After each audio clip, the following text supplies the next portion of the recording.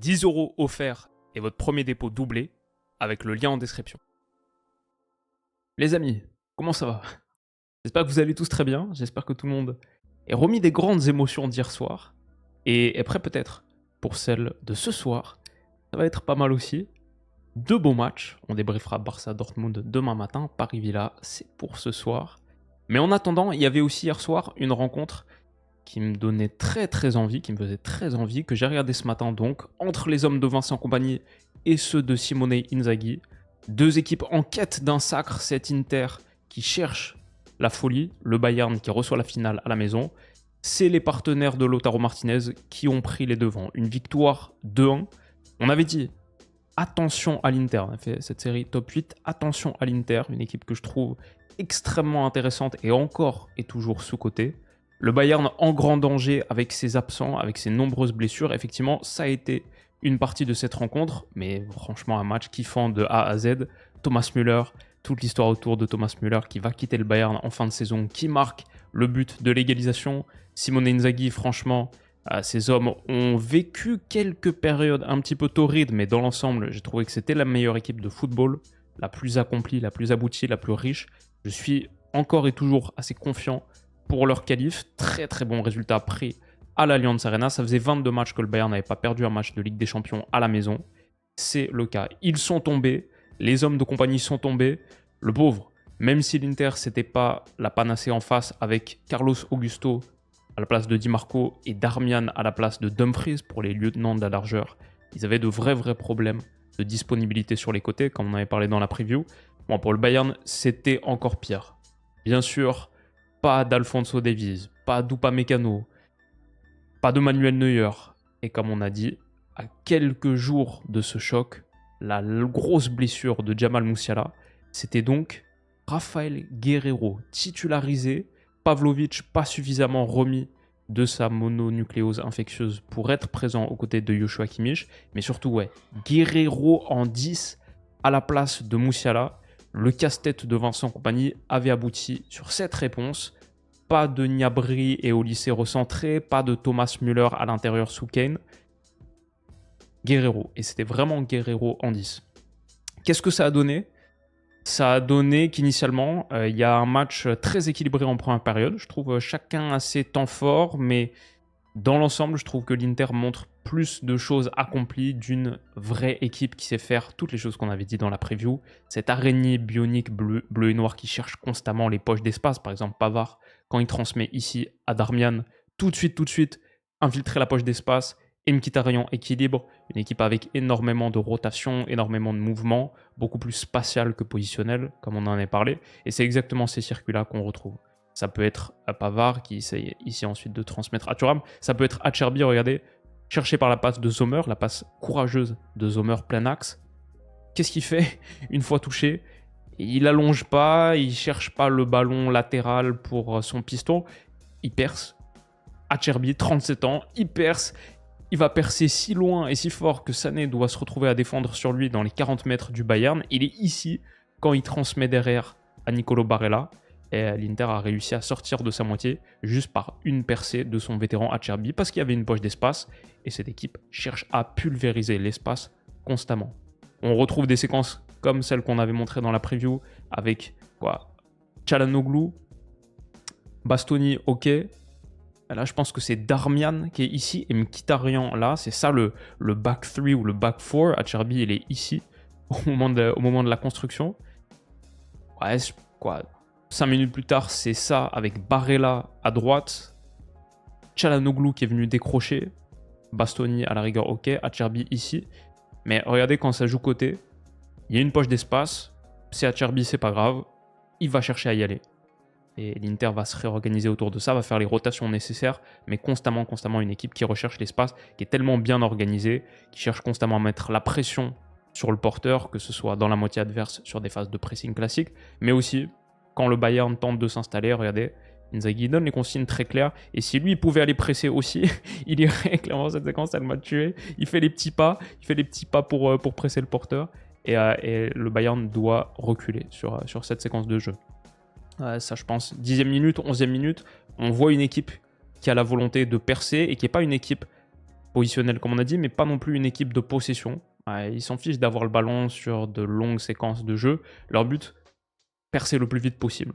Trouver l'espace et percer le plus vite possible. Et quand on a une équipe comme ici avec Benjamin Pavard qui envoie une trivella pour aller chercher le renversement vers Bastoni, qui derrière accélère immédiatement, l'utilisation très fréquente de trivella, je pense que ça souligne à quel point cette équipe cherche l'espace le plus vite possible. C'est un geste accélérateur, la trivella, on le voit souvent avec quantité de joueurs au fur et à mesure des années. Modric, à chaque fois qu'il y a la possibilité d'envoyer un ballon trivella, c'est un ballon courageux, c'est un ballon dangereux, c'est pas un geste technique facile, encore moins quand il y a ici au lycée qui essaye de couvrir, couper la transmission, s'il n'y a pas suffisamment de force, que le ballon n'est pas suffisamment haut, mais ça peut être très dangereux, mais l'Inter prend les risques et cherche à percer, cherche à faire très mal. Quand ça a écarté, le Bayern se retrouve à courir vers son but. Regardez, Barella, il y a une poche d'espace, Kimmich doit aussi le couvrir, Bastoni accélère, et c'est l'action qui donne 30 secondes plus tard, avec Lautaro Martinez servi en déviation, un rôle dans lequel il excelle.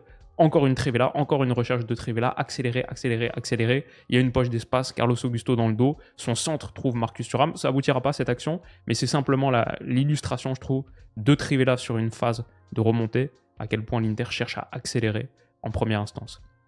Donc, le Bayern a aussi fait des choses bien. Le Bayern a eu pas mal d'occasions en première mi-temps. J'ai trouvé que quelque chose qui était... Genre, je vois ça 15e minute. Jonas Urbig qui tente un ballon long comme ça dans le dos pour Leroy Sané. Ça aboutit pas. Mais je me dis, peut-être c'est un circuit que le Bayern de Vincent Kompany va chercher à utiliser. Jeu direct. Peut-être faire face à la pression de l'Inter. Et peut-être ils se disent dans le dos d'Acerbi, s'il est un peu trop haut, peut-être que Acerbi, Darmian... Qui ont leur âge, peut-être il y a quelque chose à aller faire. Çalhanoğlu, Mkhitaryan, parfois dans ces positions. Et je trouvais que Urbig, bon jeu au pied, franchement. Les renversements, comme ici pour Stanisic, que Kompany applaudit, ça permet de battre la pression. Et je pense qu'il y en a une autre séquence qu'on va analyser tout à l'heure qui donne lieu au poteau de Kane qui part aussi d'un ballon long de Urbig. Mais sinon, ouais voilà, c'est celui-là. 25e minute de jeu, 26e minute de jeu. Il y a un peu de pression, il allonge. Sané trouvé dans le dos. Ça revient dans les pieds de Michael Olise quelques secondes plus tard, qui décale Kane. Sa frappe échoue sur le montant. Mais tout ça, c'est encore parti d'un ballon long de Jonas Urbig, qui avait beaucoup de qualité dans ce registre. En revanche, peut-être que là où le Bayern avait un petit peu de difficulté, ce quatuor offensif, maintenant sans Musiala, il n'y a vraiment plus que Kane et Olise. Et à chaque fois que ça joue à gauche, Sané... C'est pas la pire saison de Sané, mais ça reste quand même une déficience d'avoir un joueur aussi gaucher à gauche. Beaucoup plus facile à défendre. Mécaniquement, ses infiltrations, longues lignes de 16 mètres, sont beaucoup moins dangereuses parce que tu sais qu'il peut pas enrouler pied droit. Il se retrouve avec une posture de corps, un angle de corps pas évident non plus. Aller sur ces courses-là, par exemple. Et ça, c'est typiquement des situations où je me dis, tout à l'heure, il y avait Olise Kane. Maintenant, il y a Sané qui rentre de la gauche vers la droite sur son pied gauche, et c'est Guerreiro, le joueur de liaison à la place de Jamal Musiala. C'est beaucoup moins dangereux, c'est clair. Et l'Inter a peu souffert sur ces séquences-là. Thuram, très utile. Côté Inter, on va beaucoup parler de Lautaro Martinez dans cette vidéo, mais Thuram très utile sur les phases de progression comme celle-ci pour battre la pression acharnée du Bayern, un truc qu'ils ont vraiment dans leur identité sous Vincent Kompany, ils pressent comme des dératés. Et Thuram en déviation pour tenir le ballon, pour résister au choc de Dyer, de Kim, qui est très agressif, qui a fait une grosse faute à un moment sur Lautaro. C'était utile. Et grâce à lui, l'Inter a pu résister aussi dans ce domaine de jeu. Olise est fort. Olise est très fort. Olise était peut-être le meilleur bavarois sur la pelouse. Il a transmis des ballons d'enjeu. Pour le coup, ça avait donné une occasion de Rafael Guerreiro, qui n'a pas été catastrophique dans ce rôle, Guerreiro, mais juste c'est pas les qualités de Musiala. Évidemment, il y a des ballons comme par exemple ici, d'ailleurs, ballon tranchant dans l'intervalle.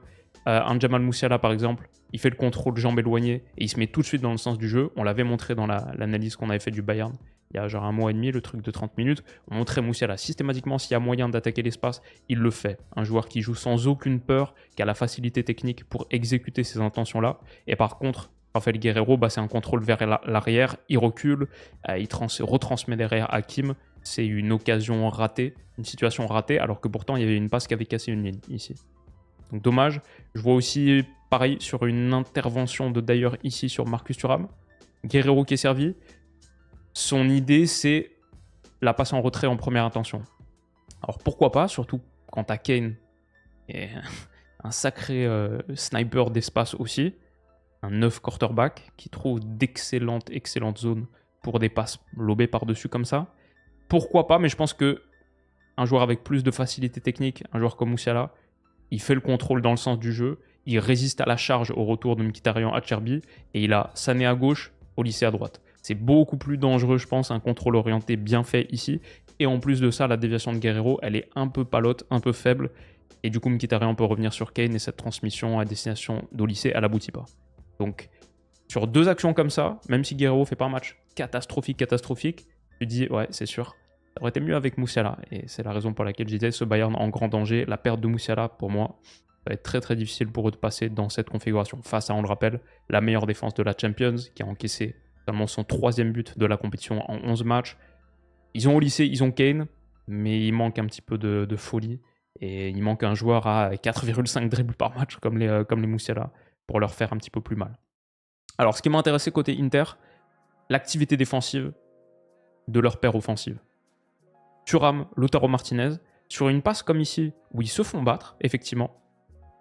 Peut-être que cette ligne, ce schéma, il vous rappelle des choses qu'on a beaucoup vues côté Real Madrid, qu'on a beaucoup mis en lumière. Vinicius, Mbappé, souvent, ils se font battre par la passe du gardien aux joueurs reculés. Mais même s'ils se font battre, ils ne relâchent pas leurs efforts. Thuram continue sa course. Déjà, il y a Barella qui arrive un petit peu en soutien, mais Thuram continue sa course sur Dyer et il va au contact du porteur. Ça donne un Dyer en difficulté et une passe coupée ici par Carlos Augusto, je crois, ou Mkhitaryan. Ça, c'est des choses dangereuses. Ça, c'est une activité défensive sans relâche, même sur des moments où, ok, les attaquants ne sont pas les meilleurs défenseurs du monde. Franchement, ils font les efforts pour se mettre à la hauteur. J'ai vu par exemple Lautaro Martinez faire quantité de replis, comme ici, un ballon gagné sur un tacle, passe de Leroy Sané, encore une fois pied gauche, pas convaincu, gaucher sur son pied gauche comme ça, pas convaincu, et sa passe, elle est coupée par un très très bon retour taclé de Lautaro Martinez. 10 minutes plus tard, pareil, il y a Goretzka ici, qui veut tenter une liaison intérieure avec Kimmich. Il fait l'effort pour, il la coupe, très bien senti. Et derrière, quand il réussit pas à prendre contrôle du ballon, la course de pression, Lautaro Martinez, il revient de blessure. Honnêtement, le match qu'il a sorti, très très haut niveau, très très haut niveau. Moi, dans la conversation des meilleurs numéro 9 de la planète, je sais pas où je le mets très très haut. Moi, je peux entendre, ça va peut-être être controversé, il y a de très très bons avant-centres. Mais la dernière fois qu'on a fait une draft avec Stan, c'est celui que j'ai pris en premier à mon poste de numéro 9. Parce que je pense que c'est celui que je préférerais avoir dans mon équipe. Capable de gestes lumière, un peu moins bon sur le volume en Serie A cette saison, pas sa meilleure saison, c'est sûr, malgré les 4 dernières à 20 buts ou plus. Par contre, en Champions, ouais, son 7e but.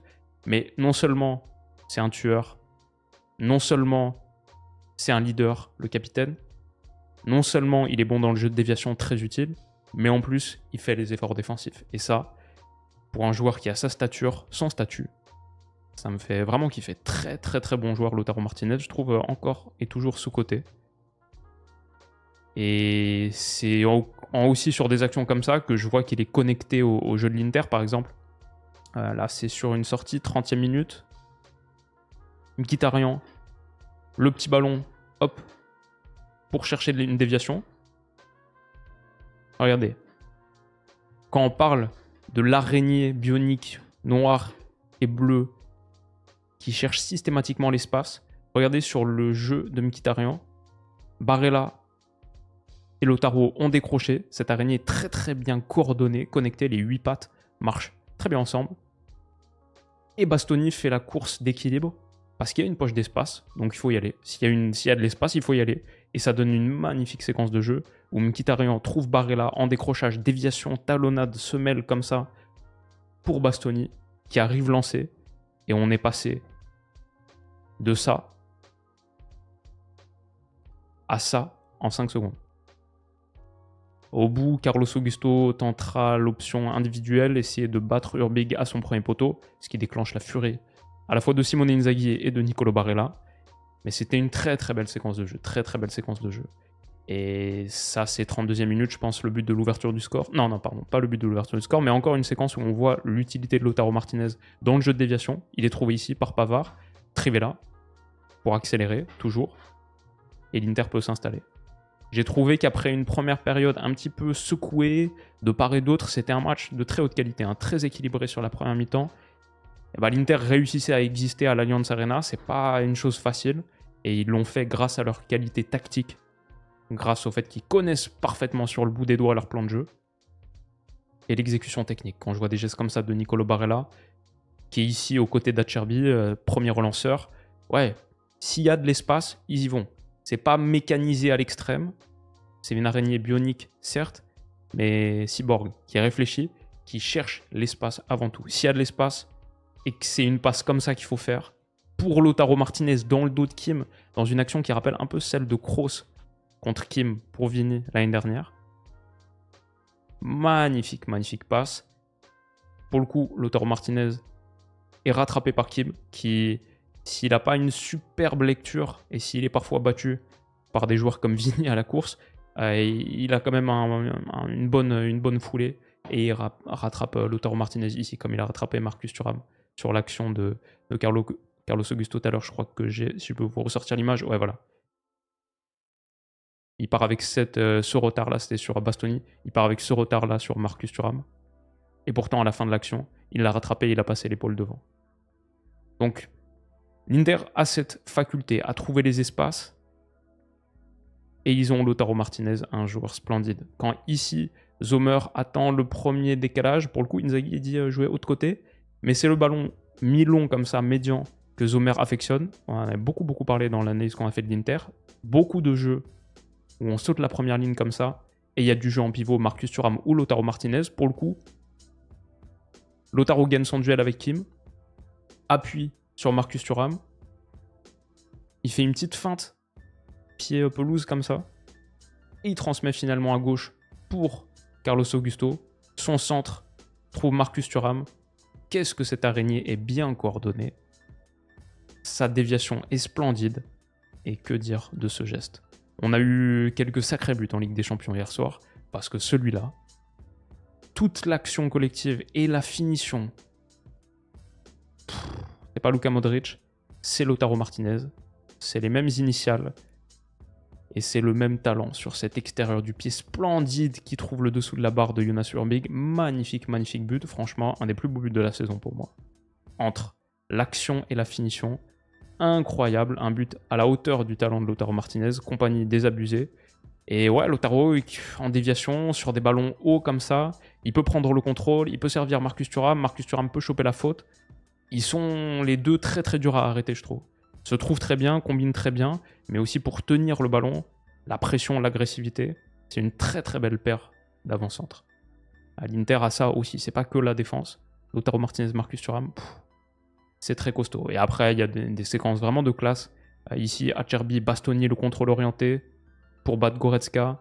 Derrière, on dirait une percée en mode Théo Hernandez Prime, de l'extérieur vers l'intérieur. Transmet à Barella. Barella, une touche pour contrôler alors qu'il est en déséquilibre. La deuxième, immédiatement pied droit. Il a tourné à une vitesse et il envoie Marcus Thuram dans la profondeur. Dommage, son centre est un petit peu long pour Lautaro Martinez. Peut-être commence à tirer un peu la langue aussi. Comme on a dit, il revient de blessure. Et ça a commencé à devenir peut-être physiquement un petit peu difficile. Je dois dire, à partir de la 55e minute de jeu jusqu'à la 85e, il y a une grosse demi-heure où l'Inter souffre. Et souffre même beaucoup. À la fin, j'ai vu que ce match il termine genre 20 tirs à 10 ou 20 tirs à 8. Le Bayern a eu un gros volume en seconde période. Et c'est vrai, et je pense que ça vient de la première mi-temps où il y a eu de belles séquences, mais aussi de la seconde.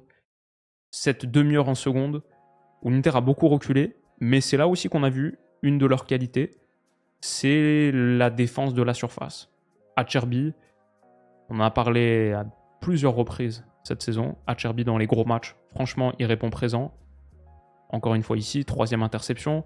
Ça peut être Acerbi, ça peut être Bastoni aussi, qui a gagné le plus de duels du match, 9. Il finit avec 5 tacles réussis, le record du match aussi. Très gros match de Bastoni, très gros match d'Acerbi. Ils se mettent à souffrir un peu sur la pression du Bayern, 70e, des ballons gagnés haut comme ça. Et quand Thomas Müller entre, ça ressemble à un moment où oui, le Bayern peut revenir dans ce match. Il tire un petit peu la langue. Peut-être offensivement, on voit Thuram, Barella, Çalhanoğlu, là ils se font battre par cette passe de Kimmich, passe masquée, très belle passe mise. pour Thomas Müller, qui non seulement est à la conclusion de cette action, mais était aussi au départ. Cette action, elle va donner lieu avec le centre de Kimmich, le joueur avec le plus de passes progressives d'Europe. Elle va donner lieu à Leimer trouvé autre côté, et le petit ballon mis. Müller termine au second poteau. Quelle magnifique histoire. Et aussi pour le coup, un rare moment où la ligne défensive de l'Inter a été percée, où Pavard, Acerbi communiquent mal. Bastoni peut-être au second poteau doit intervenir. Bisek sur Leimer. C'est une image qu'on ne verra pas souvent. C'est comme quand Pedri rate une passe et elle va directement en touche. Ça arrive quelques fois dans la saison, et ça arrive quelques fois dans la saison que l'Inter va se battre de cette manière, mais c'est pas très caractéristique. Et la réalité, c'est que le Bayern n'a pas su en profiter, parce que l'Allianz Arena monte en température, c'est l'égalisation qui pourrait peut-être amener le 2-1, le Bayern a encore une belle occasion derrière, et pourtant, grâce à ses principes de jeu, grâce à sa science tactique, grâce au fait que ces gars-là connaissent parfaitement la partition, et ils remportent cette rencontre. Barella trouvé, décrochage de Lautaro Martinez, et qui est rentré ici? Davide Fratesi, oui. Cette araignée bionique bleue et noire cherche constamment l'espace. Et ils connaissent l'idée de jeu. Regardez. Carlos Augusto, Barella, Fratesi. 3 joueurs lancés qui ont chacun, à ce stade, pris le dessus sur leur vis-à-vis. C'est très visible avec Barella, mais Augusto, il est aussi en train de prendre le dessus sur Boé. Fratesi, il est en train de manger son vis-à-vis. D'ailleurs, très mal aligné. Barella a levé la tête sur la passe de Lautaro Martinez. Il sait où il faut la transmettre en une touche, dans le dos, pour Augusto. Son centre, l'utilisation de la verticalité, la profondeur, comme on a beaucoup parlé avec cette Inter, c'est pas que la largeur, c'est aussi la profondeur. Et Fratesi finit dans les 6 mètres. Une victoire à l'Allianz Arena. La première défaite pour le Bayern en 22 matchs de Ligue des Champions chez eux, à Munich. Et une victoire qui me semble méritée. Peut-être on peut regarder le volume de tir, même les XG, qui ne parlent pas forcément en faveur de l'Inter. Pour autant, je trouve que sur ce qui a été montré collectivement, sur le danger qu'ils ont incarné pour moi, sans que ça se concrétise nécessairement en des tirs, sur la force qu'ils avaient derrière aussi pour résister dans leur temps faible, je trouve que non seulement cet Inter a mérité sa victoire, non seulement je les vois passer, et ça depuis le début, mais je vois une équipe qui peut gagner la Ligue des Champions. Bien sûr, il reste encore 90 ou 120 minutes à Giuseppe Meazza face à un Bayern remonté. Même passer, ça va pas être facile, ça reste serré. Mais quand je voyais l'Inter pas favori des bookmakers pour la qualif, en ce match et une réponse, et je les trouve plus forts qu'en 2023, pour moi, ils peuvent le faire. Pour moi, ils arrivent masqués. Ils veulent jouer un sale coup à la planète foot, et ils en sont tout à fait capables. C'est une très très très très bonne équipe, cette Inter. Et ouais. Peut-être que le Bayern ne verra donc pas la finale à la maison. Mais il reste un match retour, j'ai pas envie de sous-vendre les possibilités du Bayern. Pas envie de survendre non plus cette Inter. On les voit parfois capables d'erreurs, comme sur le but de l'égalisation. Mais c'est une très très belle équipe. Et ils sont emmenés par un Capitano que je trouve immense. Superbe joueur. Qu'est-ce que vous avez pensé de cette rencontre, les amis, si vous avez pu la voir? Comment est-ce que vous sentez ce soir? On va se régaler. Rendez-vous dans quelques heures. Bisous.